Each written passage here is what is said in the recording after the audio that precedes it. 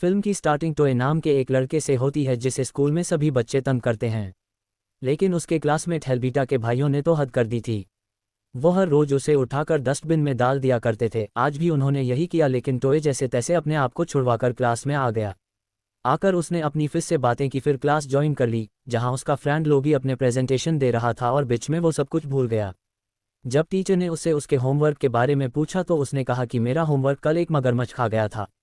दिखाया जाता है टोए जब क्लास के बाहर बैठा हुआ था तब लोगी उससे बात करने के लिए आया और उसे चॉकलेट ऑफर की, लेकिन टोए ने लेने से मना कर दिया और इसी दौरान लोगी के भाई आकर लोगी को यहाँ से ले जाते हैं।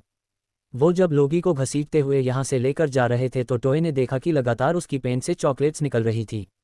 स्कूल ऑफ हो गया तो टोए घर के लिए निकल गया, लेकिन तब भी कुछ लड़के उसके पीछे पड़ गए उसे तंग करने के लिए। उनसे बचने के लिए जब उसने रास्ता बदला तो इस रास्ते पर भी उन लोगों ने छोटे छोटे फायर क्रैकर्स रखे हुए थे, जिनसे वह डर गया और फिर एक पेड़ के ऊपर चढ़ गया। यहाँ पर भी इन बच्चों ने टोए की जान नहीं छोड़ी और उसे पत्थर मारने लगे, यहाँ तक कि वह बेहोश होकर नीचे गिर गया। उसे जब होश आया तो उसने देखा कि उसके सर के नीचे एक कलरफुल पत्थर था जिसे उसने उठा लिया और उसे एक अजीब आवाज़ सुनाई दी जिसने उससे विश मांगने को कहा। टोए डरा भी, लेकिन फिर उससे विश मांगी कि काश मेरे कुछ दोस्त होते।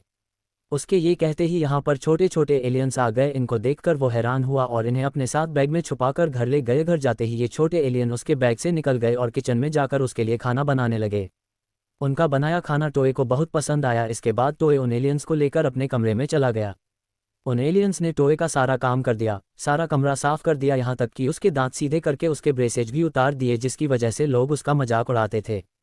इसी दौरान हम देखते हैं कि टोए की सिस्टर यहाँ आई जो फ़ोन पे अपने बॉयफ्रेंड से लड़ाई कर रही थी। उसे देखते ही ये सारे एलियंस छुप गए, लेकिन की ढूंढते हुए टोए की सिस्टर को कलरफुल पत्थर मिल गया जो उसकी विशेष पूरी कर रहा था। टोए की सिस्टर ने जैसे ही उस पत्थर को पकड़ा तो वहाँ से उसके बॉयफ्रेंड ने उसे कुछ गलत बात कह दी और उस लड़की ने उसे आंसर किया, अब तुम बड़े भी हो जाओ। ये कहते ही उसे फ़ोन के दूसरी तरफ से अजीब आवाज़ें आने लगी। इसको उसने इग्नोर कर दिया और वो पत्थर वहीं फेंक कर चली गई। अगले दिन टोए अपने एलियन फ्रेंड की मदद से उड़ते हुए स्कूल गया और एलियंस को बैग में छुप जाने को कहा, लेकिन बैग में छुपने के बावजूद भी वो बहुत शरारत कर रहे थे। उन्होंने टोए के बैग के अंदर म्यूजिक प्ले कर दिया, जिसकी वजह टीचर से उसे डांट पड़ी। और जब उसने अपना ब्लैक बॉक्स निकालने की कोशिश की तो पहले तो एलियंस ने उसे छोड़ा नहीं, और जब उसने जोर से खींचा तो उसका ब्लैक बॉक्स जाकर बेटिका के सर पे लग गया।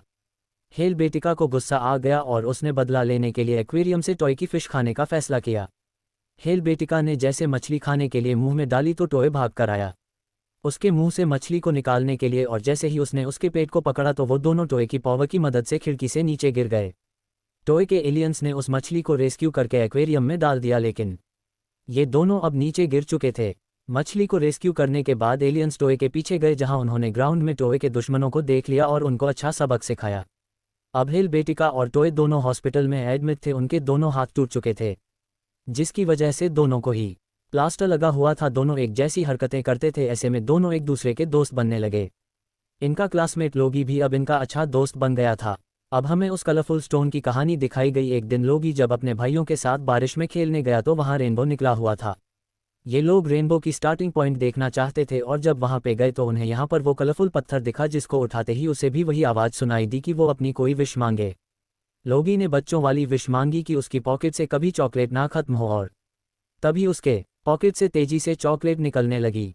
लोगी को जब एहसास हुआ कि उसकी विश पूरी हो गई है और यह पत्थर उनकी विश पूरी कर रहा है तो उसने अपना वहम दूर करने के लिए एक और विश मांगी और कहा कि यहाँ पे एक किला बन जाए जिसके पास तालाब हो और उसमें सांप और बहुत सारे मगरमच्छों हो। उसके कहते ही यहाँ पर जमीन से एक बहुत बड़ा किला निकला। अब उसके भाइयों को भी ये पत्थर चाहिए था। वो लोगी से पत्थर छीनने लगे और इस चक्कर में पत्थर जाकर तालाब में ही गिर गया। ये लोग नीचे जब पत्थर लेने गए तो इन्हें पता चला कि वो पत्थर तो मगरमच्छ के मुंह के ऊपर गिरा हुआ था। लोगी ने जैसे ही वो पत्थर उठाया तो मगरमच्छ ने उसे खा लिया। मगरमच्छ के पेट से बाहर निकलने पर उसने देखा कि उसके भाई के पीछे बहुत सारे सांप पड़ चुके थे। उसने हाथ में पकड़े हुए पत्थर से विश मांगी कि यहाँ के सारे सांप गायब हो जाएं, और ऐसे उसके भाई की जान बच गई।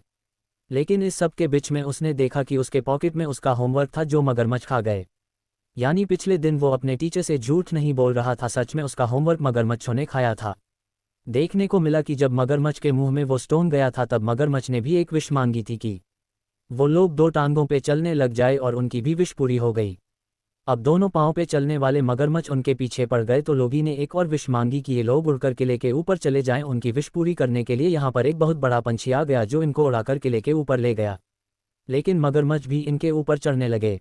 ऊपर से वो बड़ा सा पंछी जो इनकी मदद करने के लिए आया था उसने भी अपनी सारी गंदगी लोगी के ऊपर डाल दी और वो बुरी तरह उकता गया और उसने अब विश मांगी कि बस वो लोग घर चले जाएं। उनके विश मांगते ही ये लोग घर तो पहुंच गए, लेकिन अब इन्हें समझ आ गई थी कि ये लोग सही विश नहीं मांग रहे। इन्हें एहसास हुआ कि विश मांगने के लिए भी अकल की ज़रूरत होती है। तो लोगी ने विश मांगी कि उनका एक भाई बुद्धिमान हो जाए, लेकिन यहाँ विश भी उल्टी पड़ गई। लोगी का भाई या लोगी बुद्धिमान होने के बजाय उनकी छोटी बहन बुद्धिमान हो गई। उसके पास टेलीकाइनेसिस पावर आ गई और अपने दिमाग से चीज़ों और लोगों को कंट्रोल करने की पावर आ गई और वह अब अपनी बातें इन तीनों के दिमाग में डालने लगी। अब जब इनकी सारी विश उल्टी जा रही थी तो इन तीनों को गुस्सा आ गया। लोगी का भाई उस पत्थर को लेकर बाहर गया और उसने विश मांगी यहाँ पर एक बहुत बड़ा गुलेल आ जाए, और उस गुलेल में रखकर उन्होंने पत्थर यहाँ से बहुत दूर फेंक दिया, जहाँ से अगले दिन वो पत्थर टोए को मिला था। अब दोबारा प्रेजेंट में आते हैं और हम देखते हैं कि टोए की सिस्टर टोए के क्लासमेट नोस को पढ़ाने के लिए उसके घर आई है। टोए के डैड एक साइंटिस्ट हैं और वो अपने घर में जर्म्स आने नहीं देते। टॉय की सिस्टर तो क्या, किसी को भी उनके घर में आने से पहले पूरी तरह सैनिटाइज करना पड़ता है। आज जब टोए की सिस्टर उनके घर आई तो उसको घर के बाहर से अपने भाई का कलरफुल पत्थर मिल गया, जिसे उठाकर वो अंदर आ गई। वही पत्थर नोस को पसंद आ गया और नोस ने वो पत्थर अपने पास रख लिया। इतने में ही टोए भी लोगी के साथ अपना पत्थर ढूंढने के लिए नोस के घर तक आ गया, लेकिन नोस इन दोनों से नाराज था क्योंकि वो काफ़ी टाइम पहले उससे दोस्ती तोड़ चुके थे। टोए ने माफ़ी मांगी और उससे अपने कलरफुल पत्थर के बारे में पूछा तो नोस ने साफ इनकार कर दिया कि उसने ऐसा पत्थर बिल्कुल नहीं देखा। अब घर आके नोस ने उस पत्थर को उठाया और बोला, काश मेरे डैड के एक्सपेरिमेंट काम करने लगे। ये कहते ही हमें उसके डैड के लैब से कुछ अजीब आवाज़ें सुनाई देने लगी। अभी थोड़ी देर पहले नोस अपना नाक साफ करके उनके लैब में फेंक आया था और उसके डैड के एक्सपेरिमेंट की वजह से वो नोस जब बड़ा होते हुए एक मॉन्स्टर में बदल गया। यह आवाज़ें नोस सुन चुका था। उसे लगा कि उसके डैड एक्सपेरिमेंट करते हुए सो गए हैं, इसीलिए वह उनकी लैब में गया। जबकि बाहर हमने देखा कि लोगी और टोए विंडो तोड़कर उनके घर में आने की कोशिश कर रहे थे क्योंकि उन्हें लग रहा था कि नोस ने झूठ बोला है। नोस के डैड ने इनको सीसीटीवी से देख लिया और इनको पकड़कर सैनिटाइज करने लग गए और इतने में ही दिखाया गया कि वह बड़ा सा मॉन्स्टर लैब से निकलकर बाहर आ गया। नोस के उसके हाथ में जो पत्थर था उसके ऊपर टोए और लोगी की नज़र पड़ गई और जब वो उससे पत्थर खींचने लगे तो पत्थर उड़कर मॉन्स्टर के मुंह के अंदर चला गया। उसे देखते ही डॉक्टर भी हैरान हो गए कि यह आया कहाँ से था। ये तो वह जानते थे कि इनके लैब से इनके किसी एक्सपेरिमेंट से ही बना है। अब इससे पहले कि यह उनके ऊपर हमला कर देता, यहाँ पर डॉक्टर अपने आगे एक कांच की दीवार खड़ी कर देते हैं, लेकिन यह मॉन्स्टर इस कांच की दीवार को भी तोड़ देता है। यहाँ हमें पता चला कि नोज एक बहुत ही अजीब काम करता था। वह अपने नाक से निकला हुआ गंध खा जाता था और इसी चीज़ का बदला लेने के लिए यह मॉन्स्टर अब उसके पीछे पड़ा हुआ था। यहाँ सब लोग इस मॉन्स्टर से बचने के लिए उससे दूर जाने लगे, लेकिन टोय ऐसे जाने वाला नहीं था। उसे तो अपना वो कलरफुल पत्थर चाहिए था, जिसके लिए वो मॉन्स्टर के पास चला गया और मॉन्स्टर ने उसे उठाकर ऊपर उछाल दिया इससे पहले कि वो मॉन्स्टर को खा जाता। यहाँ पर नोज अपने नाक से ऑर्गन निकालकर उस मॉन्स्टर को धमकी देता है, बताओ खा जाओ तुम्हारे साथियों को या मेरे दोस्त को छोड़ोगे। मॉन्स्टर को अपने साथियों की जान बचानी थी, इसीलिए उसने नोज के साथी को छोड़ दिया। ये लोग घर के बाहर की तरफ भागे, लेकिन मॉन्स्टर भी बाहर आ गया और अब मॉन्स्टर इससे पहले कि दुनिया को नजर आता या इनको ही खाता, पीछे से ठीक वक्त पर प्रोफेसर डॉक्टर आकर उसे अपनी एक गन से छोटा करके एक जार के अंदर कैद कर देते हैं। इस भागम दौड़ी के चक्कर में नोस कीचड़ में भी गिर गया था, लेकिन अब लुकी और टोय को अपना पत्थर मिल गया और वो यहाँ से भाग गए पत्थर लेकर। टोय अब अपने घर पे आ चुका था, जहाँ हमें दिखाया गया कि उसके मॉम डैड ब्लैक नामी एक कंपनी की किसी मीटिंग के अंदर जा रहे हैं, जहाँ दोनों में से एक को कंपनी का पार्टनर बनना था। कंपनी में इन दोनों की पोजीशंस डिफरेंट थी और ये एक दूसरे के राइवल्स थे। जाने से पहले टोय की मॉम टोय को देखने के लिए आती हैं, जहां अचानक ही टोय के ब्लैक बॉक्स के ऊपर उसकी फ्रेंड का मैसेज आ जाता है, जिसे क्यूरियोसिटी में जब उसकी मॉम देखने लगते हैं तो टोय की भी आंख खुल जाती है। टोय की मॉम गड़बड़ाकर नीचे झुककर ऐसे एक्टिंग करती हैं जैसे उनकी लिपस्टिक गिर गई हो, लेकिन उन्होंने यहाँ से अब कुछ उठाना भी था तो जल्दबाजी में उन्होंने टोय का कलरफुल पत्थर उठा लिया और वो लोग अब पार्टी में भी चले गए। पार्टी में जाकर टोय की मॉम ने अपने हस्बैंड से कहा कि काश हम दोनों एक दूसरे के करीब आ जाए। ये कहते ही पत्थर ने उनकी विश पूरी कर दी और वो दोनों एक दूसरे से जुड़ गए। अपने आप को इस तरह देखकर दोनों शर्मिंदा हो गए और पार्क में छुप छुप कर फिरने लगे और इस सारी हड़बड़ी में टोय की मॉम का पर्स वहां स्टेयर्स में ही गिर गया। अब वो पर्स हेल बेटिका को मिल जाता है, जो कि टोय की क्लासमेट थी और टोय के मॉम डैड के बॉस की बेटी थी। इससे पहले कि वो इस पत्थर को कुछ करती, पीछे से टोय आ गया और उसने बेटिका का ध्यान भटकाते हुए उससे अपनी मॉम का पर्स लेना चाहा, लेकिन बाटिका ने वो पर्स ही उसके सर पे मार दिया। इस वजह से उसके डैड ने भी आकर उसे डांटा और वो टोय को लेकर किचन में चली गई और उससे पूछने लगी, आखिर तुम हमारी पार्टी में कर क्या रहे हो। टोय ने बताया कि मैं सिर्फ अपनी मॉम का पर्स लेने आया था। ये कहते ही उसने वहां से वो पत्थर उठा लिया, लेकिन हेल बेटिका ने उसे पकड़ लिया क्योंकि वह तो उसे तंग करना चाहती थी। उसने उसके हाथ में मौजूद पत्थर को भी ले लिया और ये लेते ही गुस्से में टॉय ने कहा, इधर दो मेरा जादुई पत्थर। उसकी ये बात कहते ही बेटिका के दिमाग में खिचड़ी पकने लगी। वो भी अब इस पत्थर की सच्चाई जान गई थी। उसने टॉय से पूछा कि सच बताओ, ये पत्थर काम कैसे करता है। इससे पहले कि टॉय उसे कुछ बताता, बाटिका के भाई आकर टॉय को उठाकर हमेशा की तरह डस्टबिन में डाल देते हैं और ये देखते हुए बाटिका कहती है कि क्या बेवकूफ़ है मेरा भाई, काश ये एक बीटल होता। उसके ये कहते ही उसका भाई बीटल में बदल जाता है। बाहर टॉय के मॉम डैड जो ये सब अपनी आंखों से देख रहे थे वो भी समझ गए कि असल में उन दोनों के साथ जो कुछ भी हुआ वो भी इसी पत्थर का कमाल था। ये पत्थर जादुई था और अब उन्हें नॉर्मल होने के लिए इस पत्थर की ज़रूरत थी। इधर टॉय भी डस्टबिन से सीधा हुआ तो उसकी टक्कर हो गई हेलबेटिका से और हेलबेटिका के हाथ में मौजूद वो पत्थर वेटर की ट्रे में गिर गया और यह खाना जा रहा था हेलबेटिका के डैड के पास। इन्होंने उस पत्थर को जेली समझ के खाने के लिए उठा लिया। अब तभी पार्टी के अंदर उस पत्थर को ढूंढने के लिए टॉय के मॉम डैड आ गए जो एक साथ चिपके हुए थे। उनको देखकर उनके बॉस ने कहा, आप लोग अलग होकर मेरे पास आए। लेकिन वो कैसे अलग होते। तो मजाक उड़ाने के लिए उसने टॉय के डैड से कह दिया, अरे मुझे तो बहुत अच्छा लग रहा है कि तुम दोनों ऐसे हो। मैं तो चाहता हूं कि हमेशा आपस में सारे दुश्मन इकट्ठे रहे और लड़ते रहे। उसके ये कहते ही उसकी ये विश पूरी हो गई और यहाँ मौजूद हर दुश्मन एक दूसरे से लड़ने लग गया, यहाँ तक कि हेलबेटिका और टॉय भी। यहाँ पर हड़बड़ी मच गई और अब हेलबेटिका के डैड से उसका वेटर टकरा गया और उसके हाथ से वो पत्थर गिरकर दूर चला गया जिसे टॉय की मॉम ने पकड़ लिया। लेकिन इससे पहले कि वो विष मांगती पत्थर आकर उनके हाथ से हेलबेटिका ले लेती है, वो पत्थर को लेकर अपने डैड के पास जाती है और उसकी पावर को बताने की कोशिश करती है। लेकिन उसके डैड समझ रहे थे कि हेलबेटिका कोई फजूल बात करने के लिए आई है। बेटिका को ये देखकर गुस्सा आ गया और उसने कहा, डैड कान खोलकर मेरी बात सुने। उसके कहते ही उसके डैड के कान भी बड़े बड़े हो गए। ये देखकर हेलबेटिका को बहुत मजा आया और उसने अपने डैड को कुछ नहीं बताया बल्कि खुद ही इस पत्थर से अपने प्लास्टर खोलने की विश मांगी और फिर एक हैवी बाइक मांगकर यहाँ से भाग गई। उसके पीछे अब टॉय के मॉम डैड भी साइकिल लेकर भागे क्योंकि उन्हें तो बस वो पत्थर चाहिए था जिससे वह नॉर्मल हो जाते। थोड़ी दूर जाने पर हेलबेटिका से उसका बाइक कंट्रोल नहीं हो पाया और उसका एक्सीडेंट होकर वो एक डस्टबिन में गिर गई।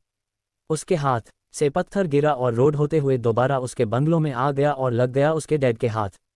जैसे ही उसके डैड के हाथ में पत्थर लगा तो बहुत से लोग उस पत्थर को लेने के लिए बेटिका के डैड के पीछे पड़ गए और मौके का फ़ायदा उठाते हुए टॉय ने उसके हाथ से वह पत्थर खींच लिया और फौरन सब कुछ नॉर्मल करने की विश मांगी।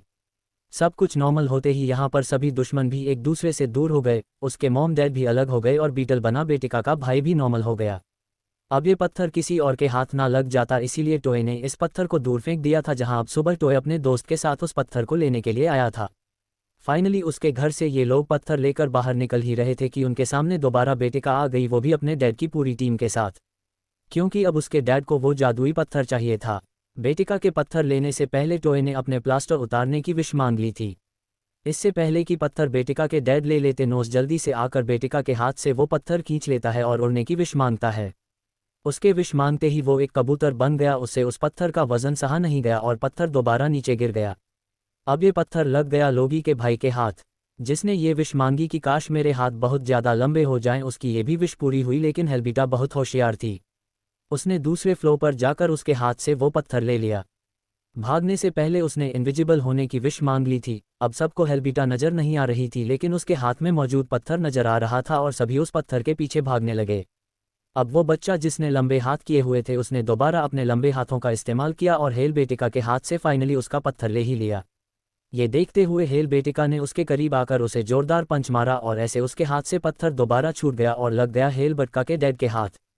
उस पत्थर को हाथ में लेते ही हेलबेटिका के डैड को लगा कि वो अब सबसे ज़्यादा पावरफुल हो चुके हैं, इसीलिए उन्होंने अपनी कंपनी के सभी एम्प्लॉयज को निकाल दिया क्योंकि वो अब अपना हर काम इस पत्थर के जरिए करने वाले थे।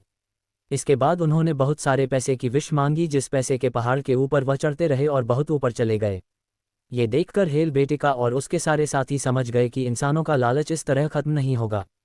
तब दिमाग लगाते हुए हेलबेटिका ने अपने डैड से कहा, डैड अपना ये सारा पैसा बैंक में ट्रांसफ़र कर दो।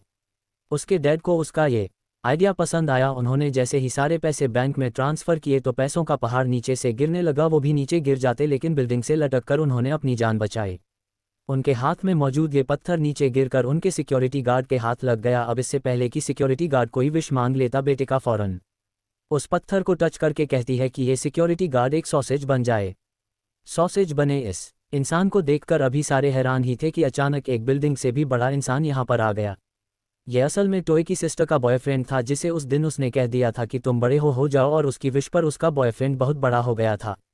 वो अब हेल बेटिका के डैड को नीचे भी उतार देता है, और नीचे उतरते ही दोबारा हेल बेटिका के डैड ने उस पत्थर को उठा लिया और विश मांगी कि वो सबसे ज़्यादा पावरफुल बन जाए, और देखते ही देखते वो एक ब्लैक बॉक्स में बदल गया। ये वही ब्लैक बॉक्स था जो बेटिका के डैड की कंपनी बनाया करती थी।